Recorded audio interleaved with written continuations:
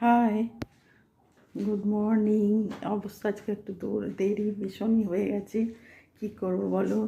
তো তোমাদের কাছে আমি আবার ফিরে এলাম আজকেও।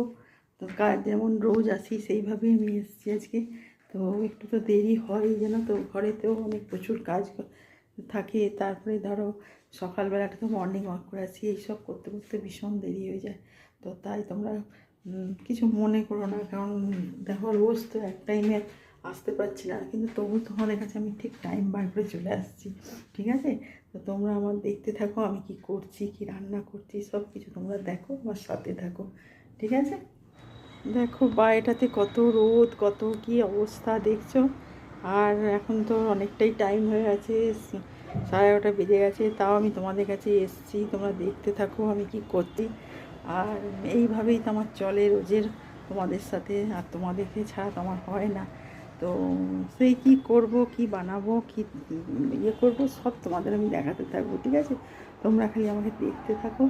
আর অনেকটা দেরিতে আজকে এলাম, তাও সবই হয়ে যাবে ঠিকই। আর তোমাদের দেখাবো আমি সব, আর আমি রোজই দেখাই। আর চলো লেটস গো, আমি এবার যাই কিচেনে, ঠিক আছে? আজকে বানাবো প্রন দিয়ে পটল আলু দিয়ে তরকারি, ঠিক আছে? প্রন তো তোমরা নিশ্চয়ই ভালোবাসো, আর আমিও তো খুব ভালোবাসি, ওই জন্যে আজকে প্রন দিয়ে বানাচ্ছি। তোমরা দেখতে থাকো কীরকম আমি বানাই, সেটা তোমরা সেইভাবে তোমরা বানাতে হবে ঘরেতে, ঠিক আছে? দেখো আমার প্রন হচ্ছে, তোমরা দেখতে থাকো।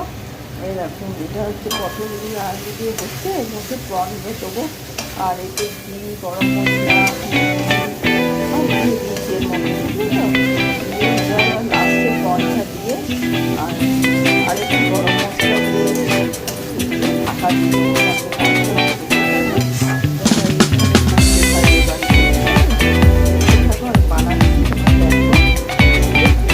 বানালেই তোমরা বুঝতে পারবে। আর প্রনগুলো মাছের সাইজে নিলে তাহলে আরও ভালো লাগবে, ঠিক আছে?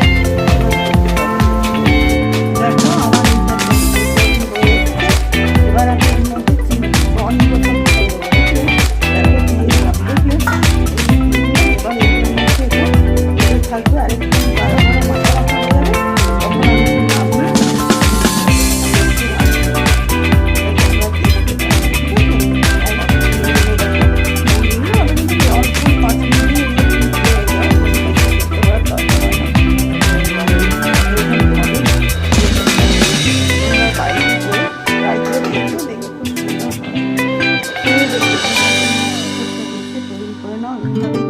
নামিয়ে বানাবে, দেখে বাড়িতে বয়ে বানিয়ে খেয়ে দেখো, দেখে আমাকে জানাবে কীরকম তোমাদের লাগলো, ঠিক আছে? আজকে